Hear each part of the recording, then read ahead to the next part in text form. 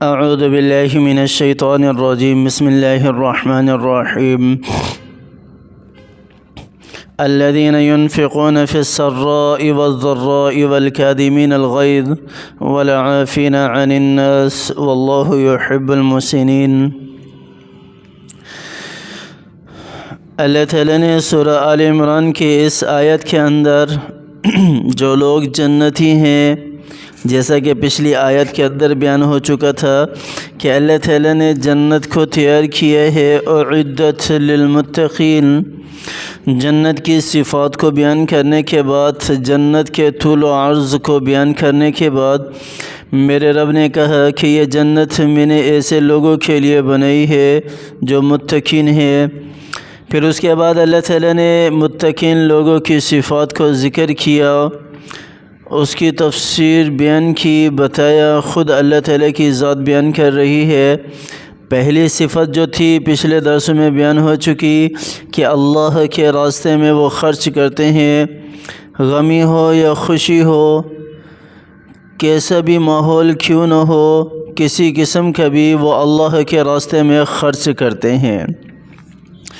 دوسری صفت یہاں پر ہے والکاظمین الغیظ، کہ وہ اپنے غصے کو قابو کرنے والے ہیں، اپنے غصے کو کنٹرول کرنے والے ہیں۔ آج کل جتنی بھی بیماریاں ہیں، ان میں سے اکثر بیماریاں انسان کو غصے کے وقت لگتی ہیں، اور ان میں سے سب سے بڑی بیماری جو ہے وہ ہائپر ہونا ہے، بلڈ پریشر کا جو ہے وہ بڑھ جانا ہے، جس کی وجہ سے آج کل بہت زیادہ اموات بھی ہو رہی ہیں، موتیں بھی ہو رہی ہیں۔ لیکن اللہ تعالیٰ نے یہاں پر ارشاد فرمایا والکاظمین الغیظ، اپنے غصے کو کنٹرول کرنے والے۔ یہ جنتیوں کی صفت ہے، یہ متقین کی صفت ہے۔ اس کے بارے میں علامہ ابن کثیر والکاظمین الغیظ، اس کے بارے میں علامہ ابن کثیر رحمہ اللہ نے آپ صلی اللہ علیہ وسلم کی بہت ساری احادیث جو ہیں وہ اس کی تفسیر میں بیان کی ہیں، اور خود جو ہے وہ عزم کا معنی بھی بتاتے ہیں کہ عزم کا معنی کیا ہے۔ آپ صلی اللہ علیہ وسلم کی روایات بھی ذکر کرتے ہیں، تو انہوں نے فرمایا کہ عزم کہتے ہیں چھپانے کے ہیں۔ عزم کس کو کہتے ہیں؟ چھپانے کو کہتے ہیں، یعنی اپنے غصے کا اظہار بھی نہیں کرتے۔ کاظمین کاظمین الغیظ، اپنے عزم کو چھپانا، اپنے غصے کو چھپانا۔ بعض روایتوں میں ہے کہ اے ابن آدم، اگر غصے کے وقت تو مجھے یاد کرے گا، یعنی میرا حکم مان کر غصہ پی جائے گا، تو میں بھی اپنے غصے کے وقت تجھے یاد کروں گا۔ اللہ تعالیٰ کی ذات کہہ رہی ہے، میں بھی اپنے غصے کے وقت تجھے یاد رکھوں گا، یعنی ہلاکت کے وقت تجھے ہلاکت سے بچا لوں گا۔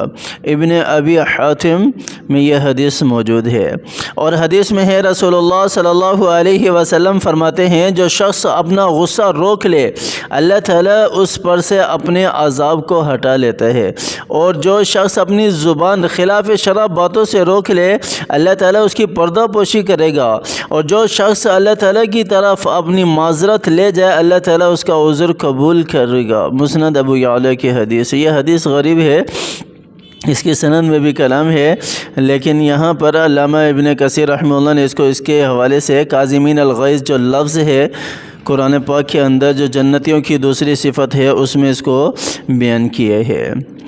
اور حدیث میں ہے آپ صلی اللہ علیہ وسلم فرماتے ہیں پہلوان وہ نہیں جو کسی کو بچھاڑ دے، بلکہ حقیقتاً پہلوان وہ ہے جو غصے کے وقت اپنے نفس پر قابو رکھے۔ احمد کی روایت ہے۔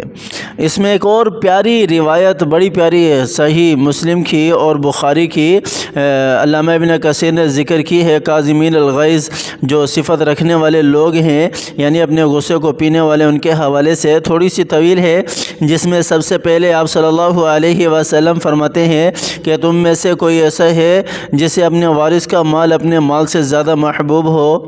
تو صحابہ کرام نے عرض کیا یا رسول اللہ، ہم میں سے تو کوئی بھی ایسا نہیں ہے۔ تو آپ صلی اللہ علیہ وسلم نے فرمایا کہ میں تو اس کے برعکس دیکھتا ہوں، تمہارا مال تو اصل میں وہ ہے جو تم اللہ کے راستے میں خرچ کر دو، باقی سب تو ورثہ کا ہے، مرنے کے بعد وہ سارا وارثوں کا ہو جاتا ہے، جو بھی چھوڑ کر جاؤ گے وہ کن کا بن جاتا ہے؟ وارثوں کا بن جاتا ہے، تمہارا مال نہیں ہے۔ اور اس کے بعد آپ صلی اللہ علیہ وسلم نے اسی حدیث کے الفاظ ہیں، پھر فرمایا تم پہلوان کسے کہتے ہو، تم پہلوان کسے کہتے ہو، کاظمین الغیظ کے اوپر دوسری صفت جو جنتیوں کی ہو، جنتیوں کی ہے۔ لوگوں نے فرمایا حضور صلی اللہ علیہ وسلم اسے جسے کوئی گرا نہ سکے۔ آپ صلی اللہ علیہ وسلم نے فرمایا کہ نہیں، بلکہ حقیقتاً پہلوان ہے جو غصے کے وقت اپنے جذبات کو قابو میں رکھے۔ پھر فرمایا بے اولاد تم کسے کہتے ہو، لوگوں نے کہا کہ جس کی اولاد نہ ہو۔ آپ صلی اللہ علیہ وسلم نے فرمایا کہ نہیں، بلکہ فی الواقع بے اولاد وہ ہے جس کے سامنے اس کی کوئی اولاد مری نہ ہو۔ صحیح مسلم کی روایت ہے یہ، اور اسی طرح بخاری کا حوالہ بھی علامہ ابن کثیر نے شروع میں اس حدیث کے دیا ہے۔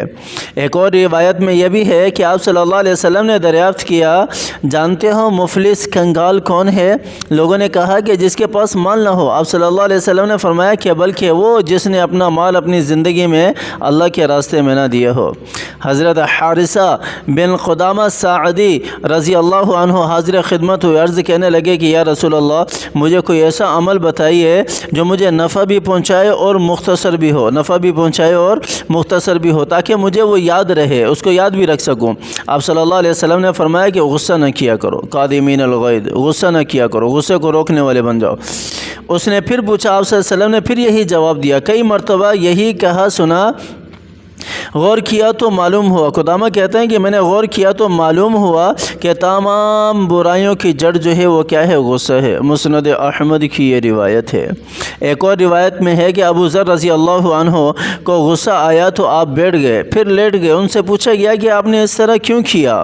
تو فرمایا کہ رسول اللہ صلی اللہ علیہ وسلم سے سنا، آپ صلی اللہ علیہ وسلم فرماتے تھے کہ جسے غصہ آئے وہ کھڑا ہو تو بیٹھ جائے، اور اگر اس سے بھی غصہ نہ جائے تو لیٹ جائے۔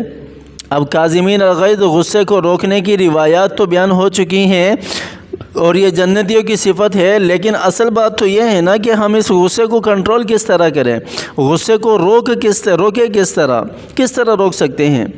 آخر اللہ تعالیٰ نے ایک صفت بیان کی ہے ان جنتیوں کی، اور یہ فطرت ہے، انسان کو غصہ آتا ہے۔ کوئی بھی انسان ایسا نہیں ہے جس کو غصہ نہ آئے، اور جس کو غصہ نہیں آتا وہ انسان ہی نہیں ہے، وہ انسان ہی نہیں ہے۔ لیکن غصے کو روکنا یہ مہارت ہے، یہ عبادت ہے، اور اعلیٰ درجے کی عبادت ہے، اور یہ جنتیوں کی صفت ہے۔ اس کے بارے میں یہاں حضرت ابو ذر رضی اللہ عنہ کی روایت ہے کہ ان کو جب غصہ آیا تو بیٹھ گئے اور تھوڑی دیر کے بعد لیٹ گئے، تو پوچھا گیا کہ آپ نے اس طرح کیوں کیا؟ فرمانے لگے کہ میں نے رسول اللہ صلی اللہ علیہ وسلم سے سنا کہ جب غصہ آئے تو بندے کو بیٹھ جانا چاہیے، اور اس سے بھی نہ جائے تو پھر لیٹ جانا چاہیے۔ مسند کی یہ روایت ہے۔ مسند احمد کی ایک اور روایت، عروہ بن محمد کو غصہ چڑھا، مسند کی روایت ہے، غصہ چڑھا تو آپ وضو کرنے بیٹھ گئے اور فرمانے لگے میں نے اپنے استادوں سے یہ حدیث سنی ہے کہ رسول اللہ صلی اللہ علیہ وسلم نے فرمایا کہ غصہ شیطان کی طرف سے ہے، اور شیطان آگ سے پیدا کیا گیا ہے، اور آگ کو بجھانے والی چیز پانی ہے، پس تم غصے کے وقت وضو کرنے بیٹھ جاؤ۔ حضور صلی اللہ علیہ وسلم کا یہ بھی ارشاد ہے کہ جو شخص کسی تنگ دست کو مہلت دے یا اپنا قرض اسے معاف کر دے، اللہ تعالیٰ اسے جہنم سے آزاد کر دیتا ہے۔ لوگوں سنو، جنت کے اعمال سخت اور مشکل ہیں، جہنم کے کام آسان اور سہل ہیں۔ نیک بخت وہی ہے جو فتنوں سے بچ جائے۔ کسی گھونٹ کا پینا اللہ کو ایسا پسند نہیں جتنا غصے کے گھونٹ کو پی جانا ہے، جتنا غصے کے گھونٹ کو پی جانا ہے۔ یہ بھی مسند احمد کی روایت ہے۔ دو روایتیں ہمارے سامنے مل گئی، عروہ بن محمد اور اسی طرح حضرت ابو ذر غفاری رضی اللہ عنہ کی دو روایتیں یہ ہیں، اور تیسری روایت ہے آپ صلی اللہ علیہ وسلم نے فرمایا کہ جب غصہ آئے تو تمہیں کیا کرنا چاہیے؟ اعوذ باللہ من الشیطان الرجیم پڑھنا چاہیے، اللہ کی پناہ میں آنا چاہیے، اللہ کی پناہ میں آنا چاہیے۔